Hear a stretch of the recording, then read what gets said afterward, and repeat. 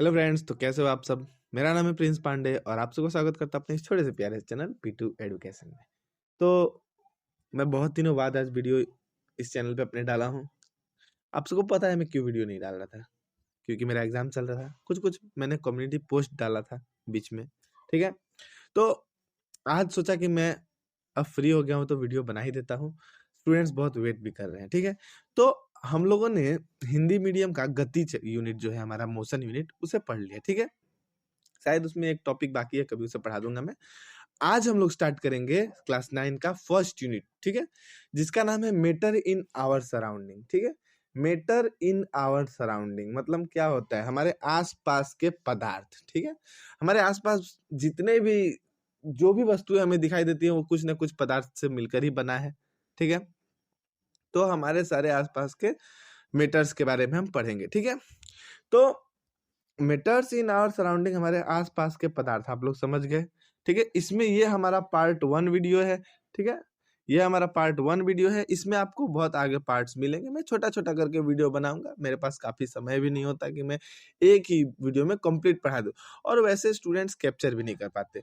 तो हम छोटे छोटे पार्ट में इस यूनिट को खत्म करेंगे। आज ये हमारा पार्ट 1 वीडियो है जिसमें हम कुछ बेसिक्स समझेंगे, ठीक है। तो चलिए आगे देखते हैं हमारा क्या है, ठीक है। सबसे पहले हम लोग जान जाते हैं कि मेटर क्या है, ठीक है। मेटर, तो मेटर का मतलब होता है पदार्थ, मैंने आपको बताया, ठीक है, पदार्थ। तो मेटर क्या है, मेटर का डेफिनेशन देख लीजिए। Matter is the substance which have mass and occupies space and matter is made of tiny particles. मतलब यहाँ पे हमारा ये कह रहा है कि मेटर जो है वो एक सब्सटेंस होता है जिसका कि एक मास होता है, मतलब कि उसका एक वजन होता है, ठीक है। उसका एक वजन होता है। जैसे हम आजकल सबके हाथ में स्मार्टफोन से, ठीक है। तो स्मार्टफोन जब हम लेते हैं तो हम उसका मास देखते हैं कि स्मार्टफोन हमारा कितना ग्राम का है, 200 ग्राम का है, 150 ग्राम का है, 180 ग्राम का है। या कुछ सामान खरीदते हैं तो 2 kg 3 kg ऐसे हम लोग मेजरमेंट करते हैं।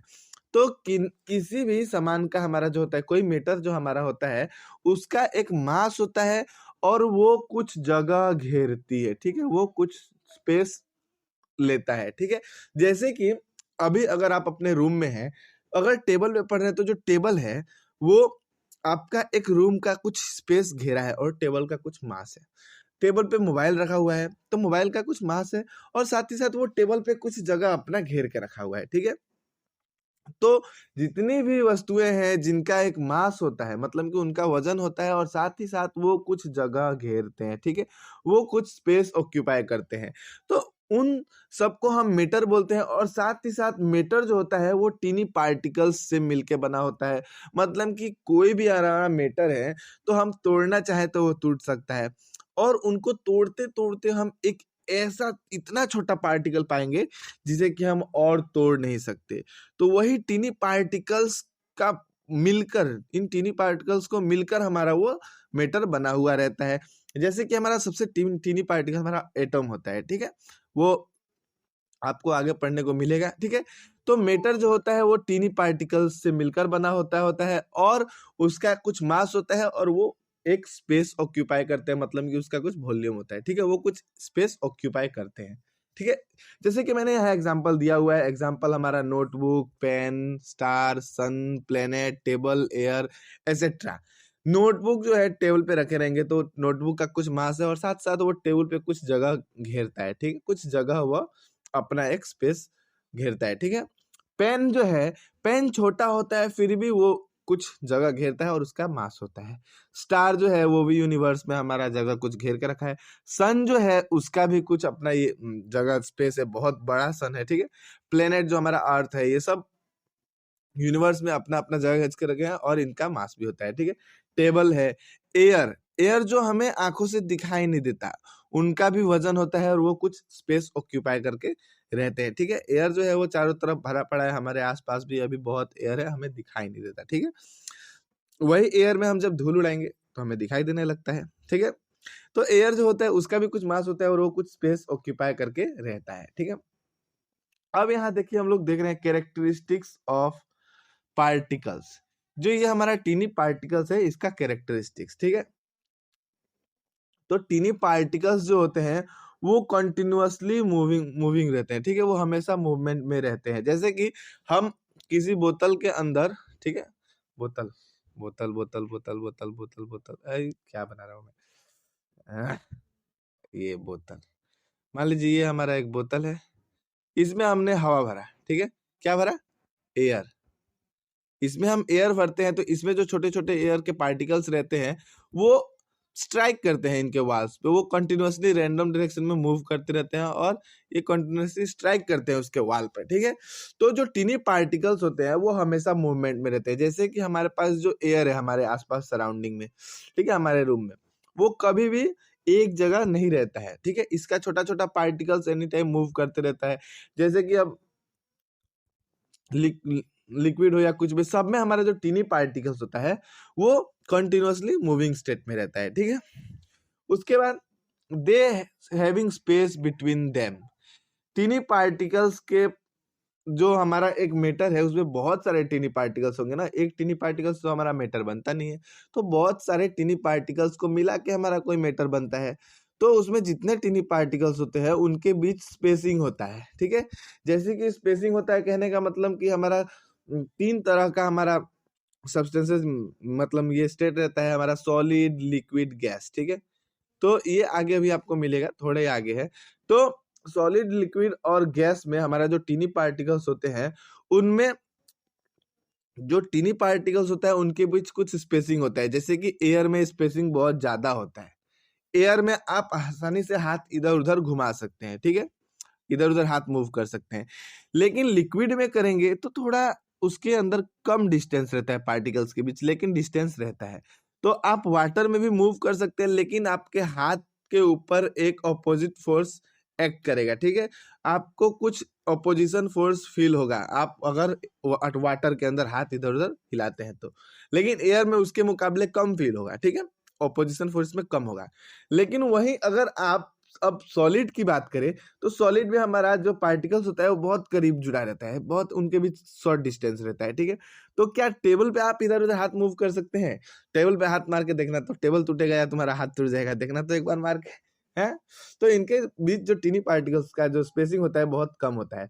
तो टीनी पार्टिकल्स के बीच कुछ स्पेसिंग हमेशा रहता है, या कम हो या ज्यादा, लेकिन उन टीनी पार्टिकल्स के बीच स्पेसिंग रहता है, स्पेस बिटवीन देम, ठीक है। स्पेस मतलब कि इन दोनों के बीच कुछ स्पेस गैपिंग रहता है, ठीक है। इसके बाद तीसरा नंबर हम लोग देखें तो दे अट्रैक्ट ईच अदर, ठीक है। जो टीनी पार्टिकल्स होते हैं जिनसे मिलके हमारा मैटर बना है, ठीक है, जिनसे मिलकर हमारा मैटर बना है, इनके बीच हमेशा एक अट्रैक्टिव फोर्स रहता है, ठीक है। किसी में अट्रैक्टिव फोर्स ज्यादा रहता है, किसी में अट्रैक्टिव फोर्स कम रहता है, लेकिन सबके बीच अट्रैक्टिव फोर्स रहता है। सब एक दूसरे से जुड़े हुए रहते हैं, सब एक दूसरे को अट्रैक्ट करते हैं, ठीक है।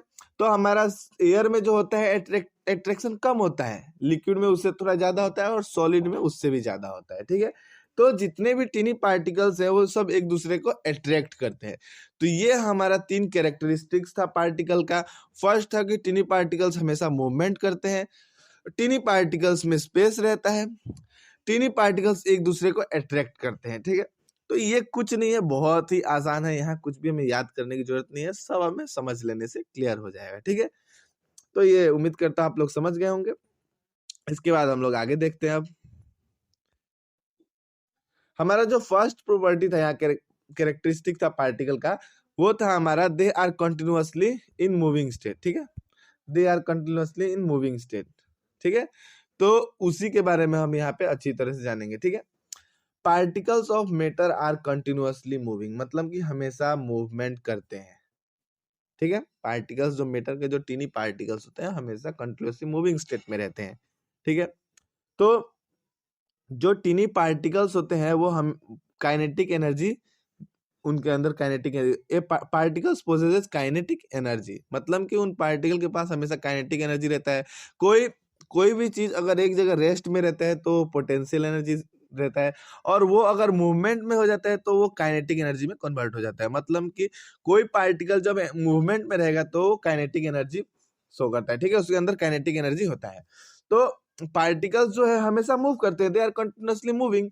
तो वो जब मूविंग स्टेट में हमेशा मूवमेंट करते हैं तो वो काइनेटिक एनर्जी पोजेस करते हैं, ठीक है। उसके बाद as the temperature rise particles move faster because kinetic energy increases, ठीक है। हम किसी भी मतलब पार्टिकल्स जो तीनी पार्टिकल्स जो है, जब उसमें हम टेम्परेचर देंगे, ठीक है, मतलब टेम्परेचर क्या है, हीट क्या है, heat is a form of energy. तो जब उसको हम टेम्परेचर देंगे तो वो एनर्जी गेन करेगा, और जब किसी के पास भी ताकत आ जाता है तो वो अपना ताकत दिखाने लगता है, ठीक है। अभी तुम्हें थोड़ा दूध दूध खिला के ताकत दे दिया जाए तो तुम भी उछलने लगोगे, ऐसा लगेगा किसी को मारने पीटने के लिए रेडी हो गए, ठीक है। तो वैसे ही हम जब गैस के पार्टिकल्स हो या कोई पार्टिकल्स, टीनी पार्टिकल्स हो, जब उसे हम टेम्परेचर देते हैं, ठीक है, जब उसको टेम्परेचर देते हैं, बाहर से हीट देते हैं, ठीक है, मतलब कि उसको हम एनर्जी दे रहे हैं, और जब वो एनर्जी गेन कर लेता है तो वो उसका स्पीड और बढ़ जाता है, उसके पास एनर्जी आ जाता है, ठीक है, तो उसका काइनेटिक एनर्जी बढ़ जाता है, ठीक है, और वो और ज्यादा स्पीड से रेंडमली डायरेक्शन में मूव करने लगते हैं, हमारा एयर का पार्टिकल्स हो तो, ठीक है। तो जो टीनी पार्टिकल्स होते हैं, अगर उसको उसको अगर टेम्परेचर मतलब कि उसको अगर हीट करे, ठीक है, टेम्परेचर उसका अगर हम लोग बढ़ाए, ठीक है, as the temperature is rise particles move faster, ठीक है, पार्टिकल हमारा और तेजी से गति करने लगते हैं। क्यों करने लगते हैं? क्योंकि उन्हें एनर्जी मिलने लगता है, उनका काइनेटिक एनर्जी बढ़ने लगता है, ठीक है। टेम्परेचर जो है वो हीट होता है, और हीट क्या होता है, एक एनर्जी का फॉर्म होता है, जिसकी वजह से इन्हें पार्टिकल्स को एनर्जी मिलती है और ये ज्यादा और फास्टर मूव करने लगते हैं, इनका काइनेटिक एनर्जी बढ़ जाता है, ठीक है। अब बात आती है यहाँ मूवमेंट। हमारा जो 3 स्टेट में बता रहा था कि 3 स्टेट होता है, सॉलिड, लिक्विड, गैस। तो इन तीनों में हमारा पार्टिकल्स किस तरह मूव करते हैं, ठीक है। तो सॉलिड में जो होता है, पार्टिकल का जो मूवमेंट है मिनिमम होता है, ठीक है। मिनिमम क्यों होता है? क्योंकि इनके बीच जो पार्टिकल्स है उनके बीच स्पेसिंग कम रहता है, और ये एक दूसरे के बहुत करीब रहते हैं, इनके बीच अट्रैक्शन थोड़ा ज्यादा रहता है, जिसकी वजह से इनके बीच के पार्टिकल्स के बीच मूवमेंट बहुत ही कम होता है, ठीक है। वहीं अगर लिक्विड की बात करें तो लिक्विड में हमारा स्पेसिंग थोड़ा उससे ज्यादा होता है और इसके बीच अट्रैक्शन कम होता है, जिसकी वजह से इसका पार्टिकल थोड़ा बहुत मूव कर लेते हैं, ठीक है। इनके बीच थोड़ा सा मूवमेंट रहता है पार्टिकल्स के बीच, ठीक है। उसके बाद हमारा थर्ड बात करें एयर का, तो एयर में हमारा पार्टिकल्स के बीच बहुत ज्यादा स्पेसिंग होता है और ये इजीली किसी भी डायरेक्शन में रेंडमली मूव कर सकते हैं, ठीक है। तो इनके बीच जो मूवमेंट होता है मैक्सिमम होता है। Movement is maximum in gas. जैसे मैंने आपको बताया ना कि अगर किसी बोतल में हम हवा भरते हैं, एयर रखते हैं, तो इसमें जब एयर डालेंगे तो एयर कुछ इसमें फिलअप होगा और हमारा ढक्कन बंद करते करते भी इसमें से एयर बाहर निकल जाएगा, ठीक है। और एयर का जो पार्टिकल्स होता है वो कंटिन्यूअसली उस कंटेनर के वाल पे हमारा एक फोर्स लगाते हैं, ठीक है, सब जाके उस पर स्ट्राइक करते हैं, ठीक है। जो एयर का पार्टिकल्स होता है वो कंटिन्यूअसली मूविंग स्टेट में रहता है, उनके बीच का मूवमेंट बहुत ही ज्यादा होता है। गैस को कभी भी एक जगह आप रेस्ट में नहीं रह सकते, ठीक है। अब देखते हैं second property, particles of matter having space between them. जो हमारा पार्टिकल्स होते हैं उनके बीच स्पेसिंग होता है, मैं बताया हूँ, ये सब मैं पढ़ा दिया हूँ आपको समझाने में, ठीक है। बस यहाँ हमें इसको रीड कर लेना है, ठीक है, आप लोग अच्छी तरह समझ जाएंगे। पार्टिकल्स जो होते हैं, जिन टीनी पार्टिकल्स से मिलकर हमारा जो कोई मैटर बनता है, उन टीनी पार्टिकल्स के बीच स्पेसिंग रहता है, ठीक है। मैंने ये भी बता दिया है कि सॉलिड में स्पेसिंग कम रहता है, उससे थोड़ा ज्यादा रहता है लिक्विड में, और सबसे ज्यादा हमारा एयर में रहता है। मैंने हाथ का मूवमेंट वाला एग्जांपल भी दिया कि आप अपने हाथ को एयर में इजिली मूव कर सकते हैं, लिक्विड में भी थोड़ा बहुत कर सकते हैं, लेकिन वहीं अगर सॉलिड चीज हो तो आप उस पर अपना हाथ मार के देखिएगा, क्या आप टेबल से इस पार से उस पार हाथ कर लेंगे? नहीं, बीच में टेबल आपको रोक देगा, वो अपने अंदर से आपके हाथ को क्रॉस नहीं होने देगा, या तो टेबल टूटना पड़ेगा और नहीं तो आपका हाथ टूटेगा, तो बात ही अलग है। लेकिन वही लिक्विड और हमारा एयर हो तो आप उसमें इजिली हाथ मूव कर सकते हैं, ठीक है। तो हमारा जो टीनी पार्टिकल्स होते हैं उनके बीच स्पेसिंग होता है, किसी में स्पेसिंग ज्यादा होता है, किसी में स्पेसिंग कम होता है। तो वो किस में ज्यादा होता है, किस में कम होता है, वो समझ लीजिए, ठीक है। सॉलिड में हमारा पार्टिकल्स के बीच स्पेसिंग बहुत ही कम होता है, मिनिमम होता है, लेकिन सॉलिड के मुकाबले लिक्विड में हमारा थोड़ा स्पेसिंग ज्यादा होता है, ठीक है। और मैक्सिमम होता है हमारा एयर में, ठीक है। जो टिनी पार्टिकल्स हैं सबसे क्लोजली पैक्ड होते हैं सॉलिड में, ठीक है, सबसे क्लोजली। और वहीं लिक्विड हो तो लिक्विड में सॉलिड के मुकाबले थोड़ा स्पेसिंग ज्यादा रहता है, ठीक है। और एयर की बात करें तो एयर तो भाई पूछो ही मत, सबसे मैक्सिमम, ठीक है। इस एयर में जो टिनी पार्टिकल्स होते हैं उनके बीच स्पेसिंग बहुत ही ज्यादा रहता है। इसमें कि टिनी पार्टिकल्स जो है एक दूसरे को अट्रैक्ट तो करते हैं लेकिन इनके बीच अट्रैक्शन फोर्स बहुत ही कम होता है, ये इधर उधर इजिली मूव कर सकते हैं, ठीक है। और इनके बीच स्पेसिंग भी बहुत कम होता है क्योंकि इसमें अट्रैक्शन कम है, ठीक है। तो यहाँ पे हमारा सेकंड प्रॉपर्टी भी खत्म हो गया।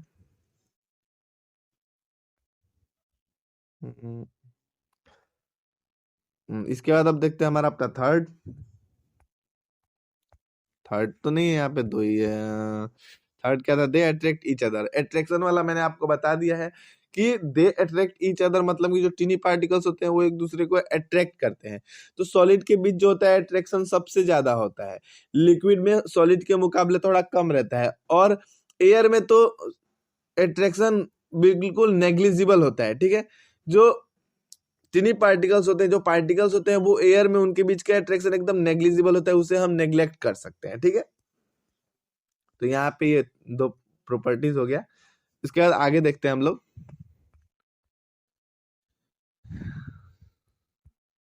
स्टेट्स ऑफ मैटर, ठीक है। मैटर के स्टेट, इन सब के बारे में मैं आपको थोड़ा बहुत सबका आइडिया दे दिया है, ठीक है, पहले ही लेक्चर में।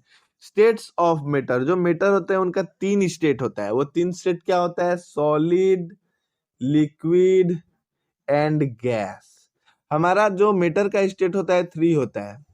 3 क्या होता है? सॉलिड फॉर्म में, लिक्विड फॉर्म में और गैस फॉर्म में, ठीक है। अब देखिए इसका एक एग्जांपल हम लोग ले सकते हैं, आइस। आइस पानी का अगर वाटर का टेम्परेचर हम लोग 0 डिग्री कर देते हैं तो वो वाटर जो है वो आइस बन जाएगा। आइस मतलब क्या हो गया? वो सॉलिड स्टेट, ठीक, सॉलिड फॉर्म में हो गया। फिर इसे हम अगर थोड़ा टेम्परेचर दे दे, थोड़ा इसको टेम्परेचर दे दे तो ये पिघल जाएगा और फिर ये बन जाएगा लिक्विड। तो ये भी एक लिक्विड स्टेट हो गया। लिक्विड स्टेट मतलब कि फ्लूइडिटी होता है, ये फ्लो कर सकता है, सॉलिड कभी फ्लो नहीं कर सकता। और फिर और ज्यादा इसे हीट दे तो ये गैस बन जाएगा। तो सॉलिड, लिक्विड, गैस, ये हमारा स्टेट्स होता है मैटर का, ठीक है। सॉलिड और लिक्विड और गैस तीनों का पार्टिकल्स का प्रॉपर्टीज आप लोगों ने आगे पढ़ लिया है, ठीक है। तो यहाँ पे 3 स्टेट्स होता है, हम लोग समझ गए। उसके बाद आगे देखते हैं मैंने क्या नोट में बनाया है। ओह, यहाँ पे है हमारा particles of matter attract each other. Particles जो होते हैं मैटर के वो एक दूसरे को अट्रैक्ट करते हैं। ये नीचे था, मैंने ध्यान नहीं दिया। देखिए, the force of attraction maximum in solid. Solid में हमारा सबसे ज्यादा अट्रैक्शन होता है पार्टिकल्स के बीच, ठीक है। इंटरमीडिएट इन लिक्विड, यहाँ पे जो हमारा अट्रैक्शन होता है पार्टिकल्स के बीच बीच में होता है। मतलब कि लिक्विड में क्या बोलूं, जैसे सॉलिड में सबसे कम होता है, बहुत क्लोजली होते हैं जितने भी पार्टिकल्स होते हैं, ठीक है। और एयर में बिल्कुल बहुत ही ज्यादा उनके बीच स्पेसिंग रहता है, ठीक है। मतलब कि उनके बीच अट्रैक्शन बहुत ही कम रहता है, ठीक है। तो हमारा गैस में जो अट्रैक्शन होता है उसे हम नेग्लेक्ट कर सकते हैं, उनके बीच अट्रैक्शन नामात्र होता है, उसे हम नेग्लेक्ट कर सकते हैं। और मैक्सिमम होता है हमारा सॉलिड में, और इन दोनों के बीच में होता है हमारा लिक्विड में। मतलब कि इनके बीच अट्रैक्शन होता है लेकिन बहुत ही कम अट्रैक्शन होता है, पर इतना भी कम नहीं होता कि उसे हम नेग्लेक्ट कर सकें, ठीक है। तो इंटरमीडिएट इन लिक्विड, ये हो गया हमारा third property, particles of matter attract each other. हम लोग यहाँ पे क्या देख रहे थे? स्टेट्स ऑफ सॉलिड, ठीक है, स्टेट्स ऑफ सॉलिड। तो यहाँ पे स्टेट्स ऑफ सॉलिड में हमें अब सॉलिड, लिक्विड, गैस, इन तीनों के बारे में पढ़ना होगा, ठीक है। सबसे पहले आप लोग ये इमेज देखिए, यहाँ पे सॉलिड दिया है, यहाँ पे गैस दिया है, यहाँ पे लिक्विड दिया है।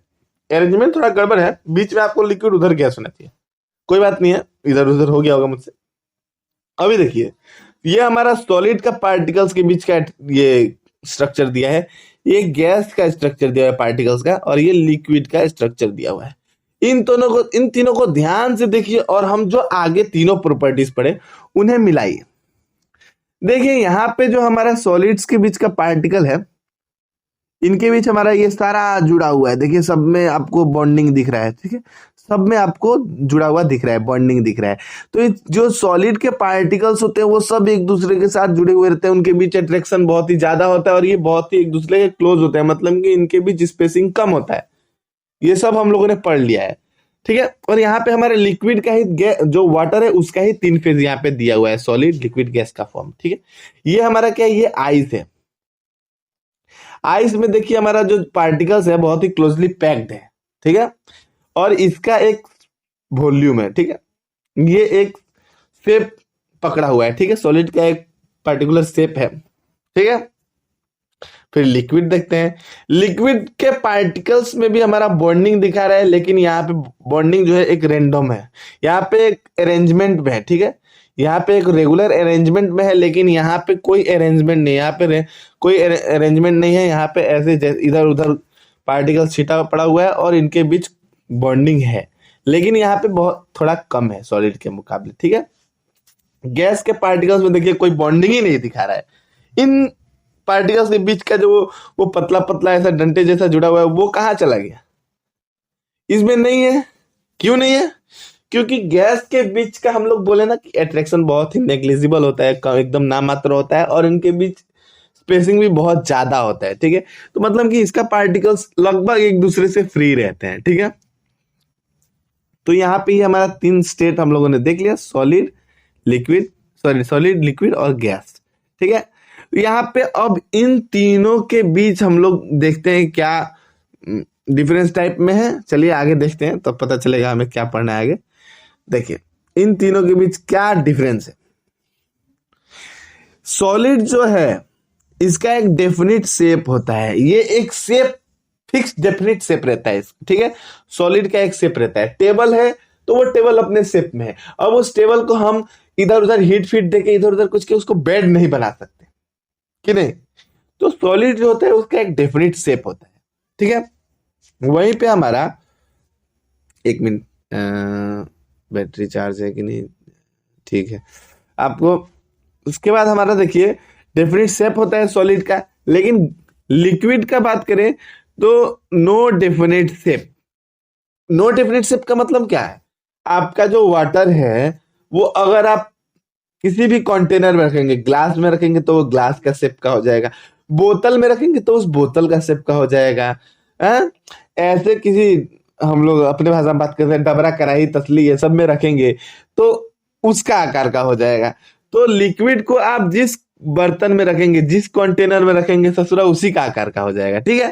तो लिक्विड जो होता है उसका कोई डेफिनेट शेप नहीं होता है, इसको जिस कंटेनर में रखेंगे, जिस बर्तन में रखेंगे उसी का आकार पकड़ लेता है, ठीक है। अब सिमिलर गैस का भी कोई डेफिनेट शेप नहीं होता, इसे हम किसी चीज में भर के रखें तो वो उस कंटेनर में पूरा फिलअप हो जाता है और वो उसके वाल पे स्ट्राइक करता है, और साथ ही साथ कुछ गैस बाहर भी आ जाता है। अगर बोतल में पूरा कंप्रेस करके हम रख दे एयर को, जैसे हमारा गैस सिलेंडर में भरा रहता है एलपीजी में, लेकिन जैसे ही आप उसका छुच्ची दबाएंगे तो उसमें से गैस निकलने लगेगा, ठीक है कि नहीं। तो इसका कोई डेफिनेट शेप नहीं होता है, इसे भी आप जिसमें भरेंगे उसका आकार का हो जाएगा। रूम में हमारा पूरा रूम के शेप में हमारा एयर भरा हुआ है, बाहर पड़ा हुआ है, मतलब इसका भी कोई डेफिनेट शेप नहीं होता, ठीक है।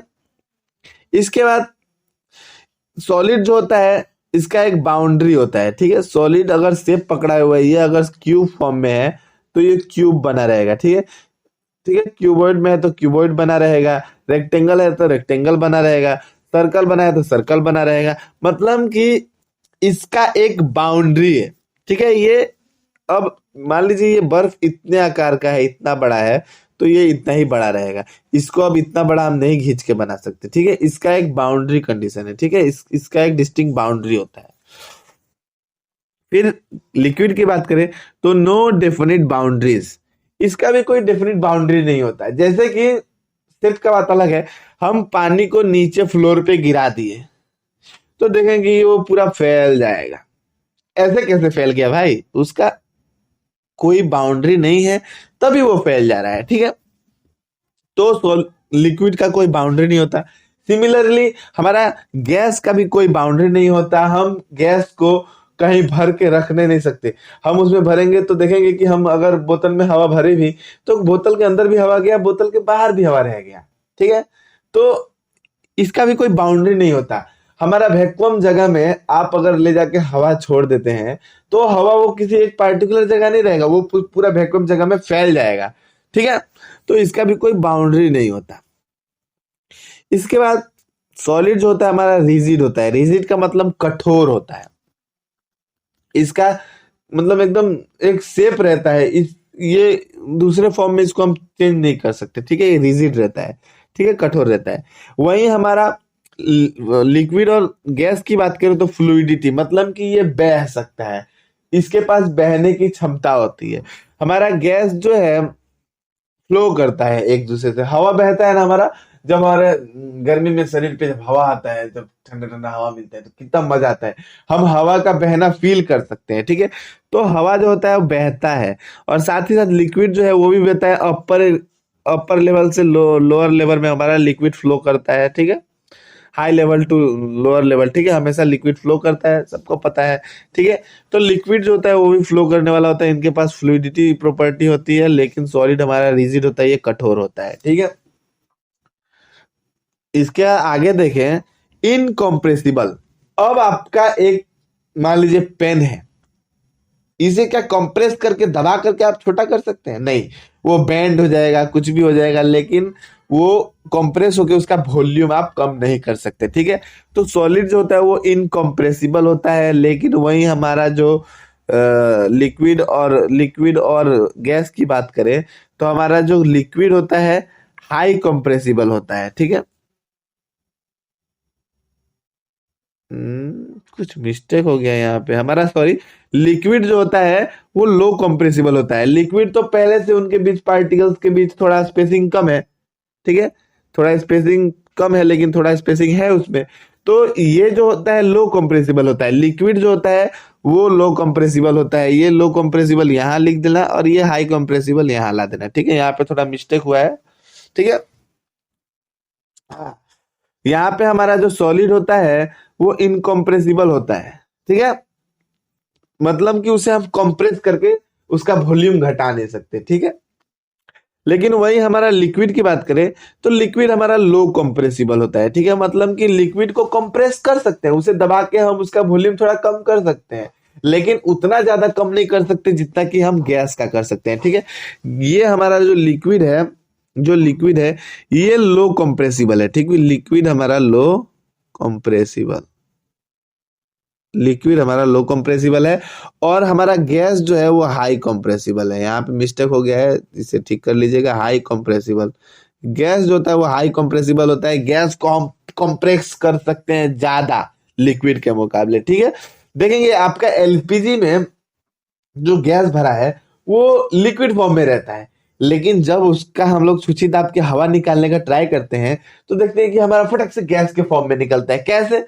क्योंकि वहां पे जो लिक्विड जो हमारा एलपीजी में जो गैस है, लिक्विड पेट्रोलियम गैस, उस गैस को हाई कंप्रेस करके हम लोग उस सिलेंडर में भरे रहते हैं, जिसकी वजह से हाई कंप्रेस करने की वजह से वो जो गैस है वो लिक्विड में कन्वर्ट हो गया रहता है, ठीक है। हम लोग जो मैटर है, एयर है, गैस पार्टिकल है, गैस को हम लोग हाई कंप्रेस करके उसे सॉलिड लिक्विड फॉर्म में कर सकते हैं, ठीक है।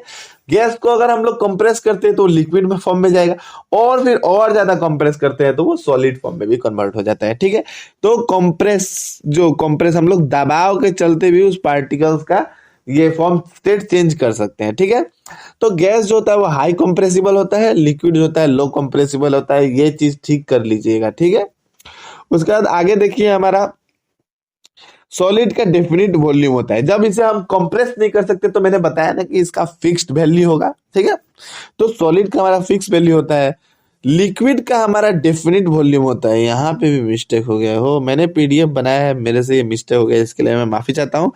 लिक्विड का डेफिनिट वॉल्यूम रहता है, ठीक है, डेफिनाइट वॉल्यूम। लिक्विड का हमारा शेप चेंज हो सकता है, हम जिस कंटेनर में डालेंगे उस कंटेनर का वो शेप पकड़ लेगा, लेकिन वॉल्यूम जो होता है वो फिक्स होता है लिक्विड में, ठीक है। लिक्विड का डेफिनेट वॉल्यूम होता है।